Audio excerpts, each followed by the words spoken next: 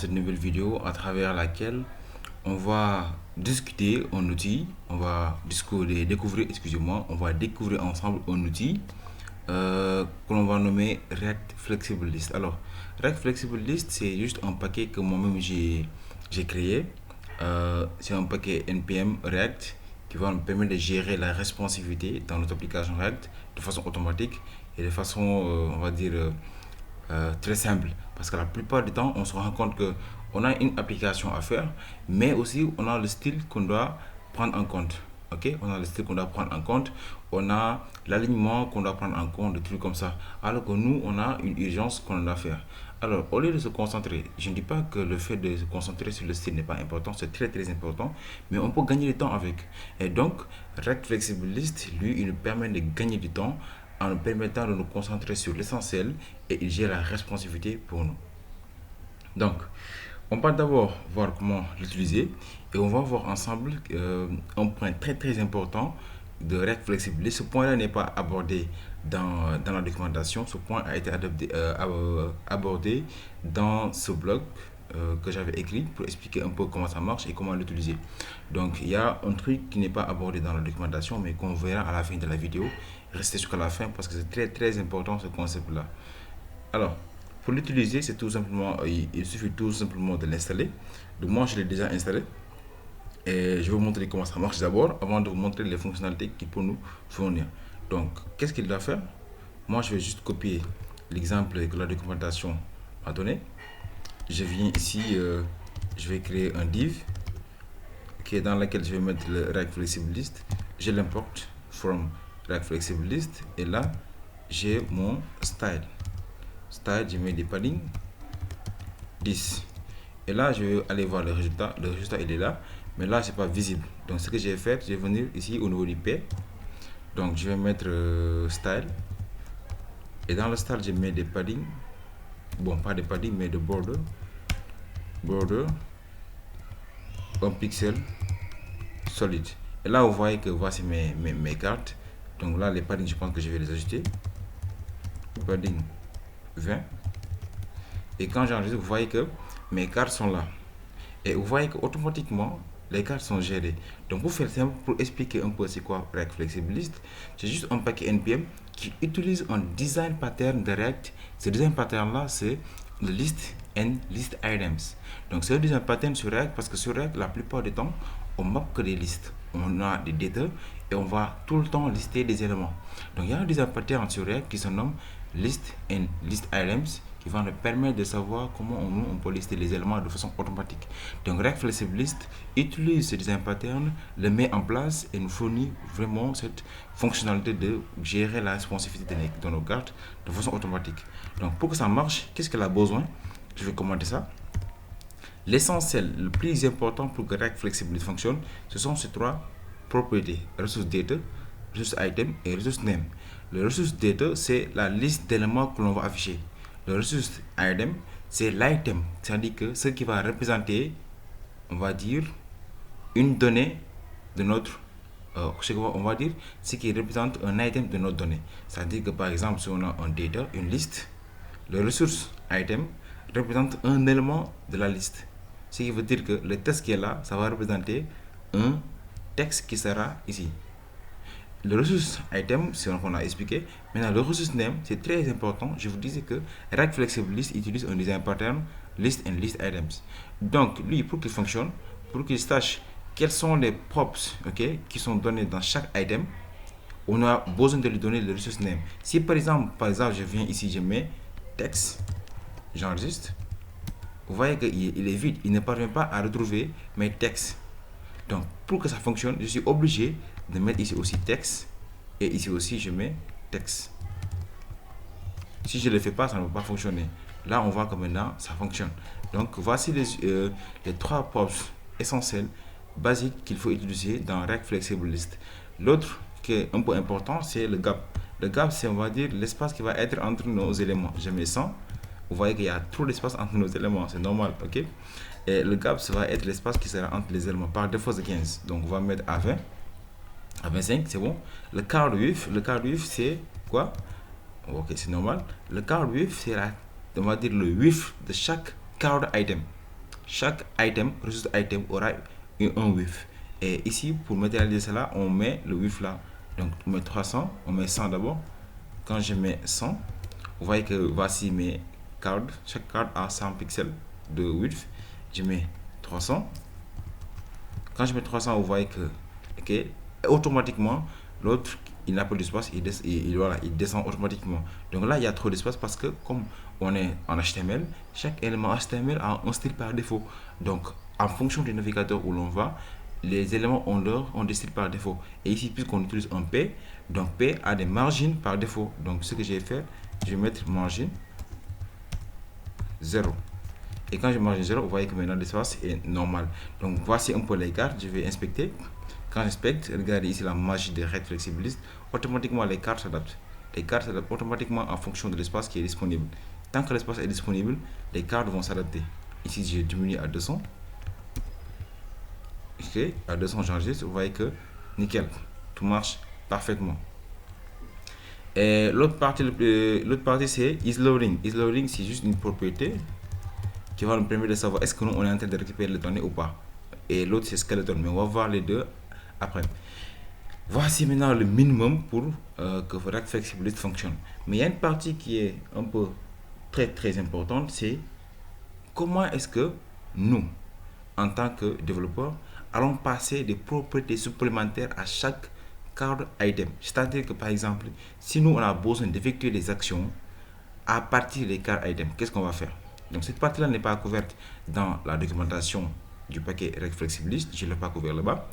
Mais si par exemple vous venez dans ce blog-là, après je vais mettre le blog dans les dans la description de la vidéo. Ensuite vous allez jeter un coup d'œil sur ce blog-là.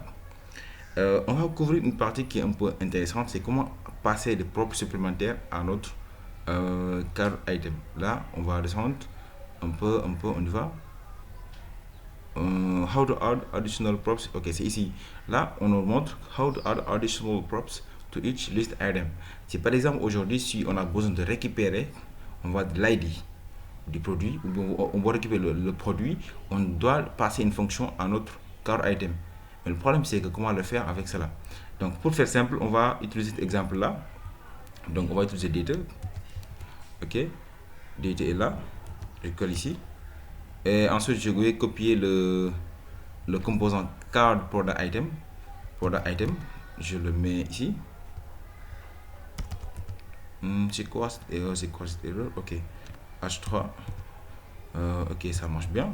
Donc, on a une card qui est là, un item qu'on va dire, et dans laquelle il attend un title et une description.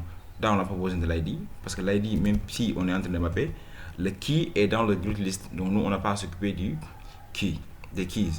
Ok, c'est bon. On a ce composant-là. Donc, qu'est-ce qu'on va faire? On va prendre le product list item. On va remplacer le P là par le product list item. J'enregistre. Mais le problème, c'est que notre product list item, il attend un product en tant que resource name. Donc, moi, je vais remplacer ici. Ok. Ensuite, dans notre product list item, on attend le titre et description. Alors que nous, notre resource data, c'est des textes. Ça ne va jamais marcher. Donc, il faut juste remplacer par le data. On remplace. Ok. On regarde le résultat, ce que ça va donner. Ok. Ça donne ceci. Ok. C'est pas trop visible jusqu'à présent. On va faire quoi? On va mettre des styles. Toujours des borders. Un pixel solide. Donc, voici les cadres de chaque produit. Par exemple, on a une liste de produits. On a besoin d'afficher la liste des produits. Qu'est-ce qu'on a besoin de faire? On a juste besoin de la liste et la représentation de chaque produit. C'est-à-dire, à quoi va ressembler, on va dire, à quoi va ressembler un produit, à quoi va ressembler un produit sur notre site. Est-ce qu'il y aura une image? Où est-ce que sera l'image? Où est-ce que sera la position de l'image? Est-ce qu'il y aura du texte? Est-ce qu'il y aura une description? Est-ce qu'il y aura les favoris ou pas? Donc, nous, on doit se concentrer sur la représentation de ce produit au lieu de perdre notre temps à se concentrer sur l'ensemble de list items. Donc, React Flexibilist nous permet facilement de nous concentrer sur la ressemblance, voire l'apparence d'un produit item, au lieu de se concentrer sur le tout. Ouais. Donc ici, on a vraiment la représentation de produits et très facilement, on a la liste de nos produits. Vous voyez, automatiquement, c'est responsive, ça s'adapte et nickel. Tout est normal, tout est bon. Et les cartes, même la hauteur, est adaptée automatiquement en fonction des cartes. Ok, rien ne déborde. Tout est nickel, tout est parfait. Alors, on va se concentrer sur l'essentiel. Ce qu'on va faire ici, c'est que notre problème qu'on a, c'est on veut afficher le produit, on va dire, on veut loguer le produit à chaque fois qu'on clique sur un card item, un product item. Maintenant, comment ça faire? On va définir une fonction, on va revenir dans le bloc. Le bloc nous demande de faire quoi? Il nous demande de créer une fonction. Ok, il est là. On va créer une fonction. Il a nommé comment? Ici la fonction, je vais mettre ça comment? Product, log product title. Donc nous, au lieu de mettre log product title, on va mettre log product. Ici, il attend product en tant que paramètre. Et nous, on va loguer le product. C'est bon. Maintenant, le problème qu'on a, c'est comment est-ce qu'on va passer le log product à notre product list item. Un problème parce qu'ici, on ne l'a pas en tant qu'élément React, on l'a en tant que propriété. Donc le problème qui se pose, c'est qu'on ne peut pas lui passer les props. Pour lui passer les props, qu'est-ce qu'on va faire? On va tout simplement utiliser la même solution qu'on avait utilisée au niveau de notre vidéo précédente. Autrement dit, on va essayer de cloner le product item. Donc ce qu'on va faire, on va copier ceci. Ok, on va copier ceci. Ok, c'est bon. Je reviens, ou bien je ne veux pas copier, je vais juste le faire pour que vous puissiez voir vous-même.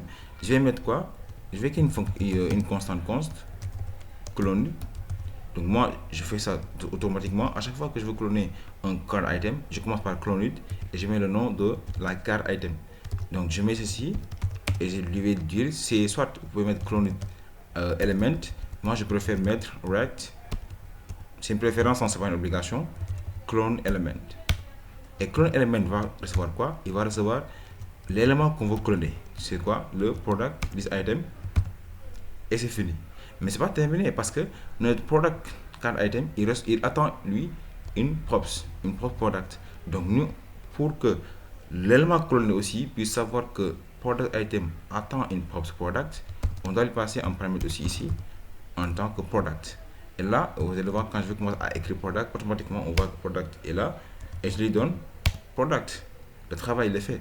Donc ce que je vais faire, au lieu de laisser product list item, je vais remplacer product list item par clone it product list item. Je colle ici, j'enregistre et je reviens sur mon navigateur, je regarde et j'ai le même résultat. Rien n'a changé parce que j'ai juste cloné mon product item dans clone it product item et j'ai rendu clone it product item en tant que item de chaque produit et ça a marché, ça continue de marcher. Mais l'avantage que le clone it product item propose, c'est qu'on peut passer d'autres propriétés supplémentaires à notre product list item. Autrement dit, pour ce faire, on doit lui passer un objet et dans l'objet on met log product tout simplement. Donc log product va être accessible dans product list item. Quand je clique ici, product list item est là, on peut lui passer une autre propriété product log product. Ok, ensuite je mets on click, je vais appeler la fonction log product et je lui passe le product tout simplement. Et voici seulement le travail de façon simple. Voici comment on peut vraiment passer des propriétés supplémentaires à chaque card item de notre produit. Il suffit juste de cloner et de lui passer un objet et de passer les fonctions ou bien les variables, tout ce que vous voulez. Ici, l'avantage qu'on a, c'est que le product list item, c'est, on va dire, un composant contrôlé. Je vais revenir sur cette notion-là. En fait, en React, il y a ce qu'on appelle les composants contrôlés et les composants non contrôlés. C'est comme en Flutter, stateful, je sais pas comment on dit ça. Donc, un composant non contrôlé, on va dire, c'est juste un composant dont l'état est géré en interne. Mais un composant contrôlé, c'est juste un composant dont son état est géré par un parent en quelque sorte. Donc, l'avantage qu'on a ici, c'est qu'il n'y a aucun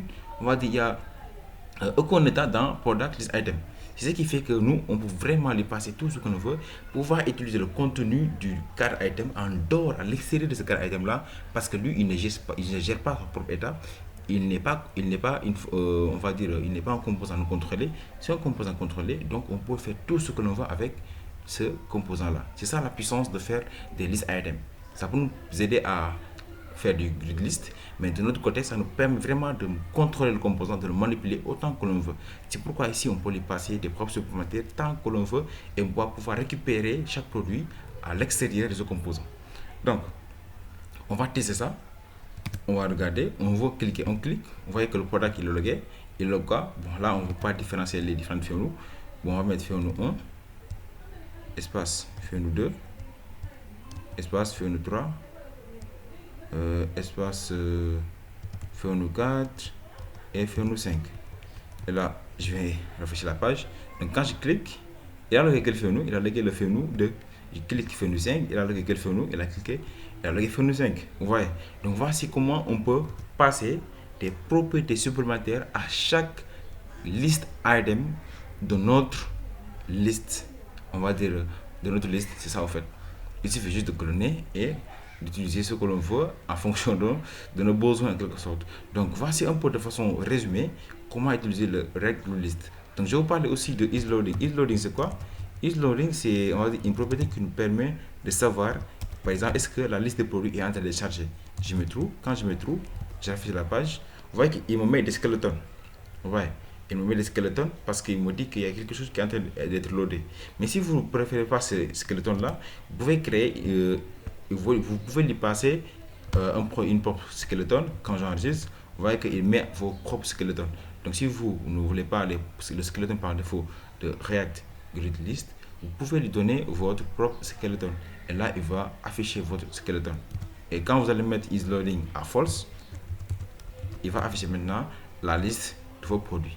Donc voici un peu de façon résumée comment utiliser React Flexible List. Donc là, j'ai montré un peu le GitHub. Je pense que il est facilement trouvable ici dans mes repositories. Et dans repositories, vous allez voir reuse ATDG. React. Attends. React Flexible List, ok, il est là. Donc voici un peu de façon résumée React Flexible List. Vous pouvez trouver ici, je vais tout mettre les liens dans la description de la vidéo. N'hésitez pas à venir consulter la documentation, n'hésitez pas à donner des issues, des pull requests, n'hésitez pas à contribuer dans le projet pour le rendre meilleur et n'oubliez pas aussi de lui donner des stars, des étoiles pour que le projet pour encourager à maintenir le projet. Aussi, n'oubliez pas de venir lire le blog pour plus de détails.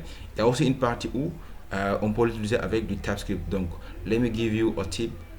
Here's how to do the same thing in TypeScript. Donc, si vous voulez faire si vous voulez utiliser le React Grid List dans un projet TypeScript, c'est juste côté on va dire côté typing des propriétés. C'est juste ça qu'il faut gérer.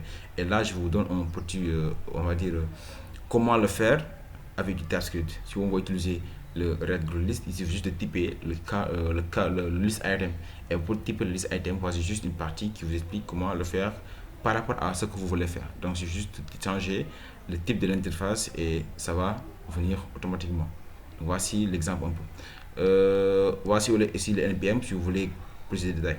Donc n'hésitez pas à liker la vidéo, vous abonner, partager la vidéo afin que certains d'autres puissent s'en bénéficier et que ça améliore vraiment le quotidien, comment il code, comment vraiment ça va le permettre de gagner du temps. Moi en tout cas depuis que j'ai commencé à l'utiliser, ça m'a vraiment aidé et j'espère que aussi Dauder et la communauté Galsen ça les a beaucoup aidé. Donc je vous dis ciao, à la prochaine et on se donne pour un prochain rendez-vous. Ciao.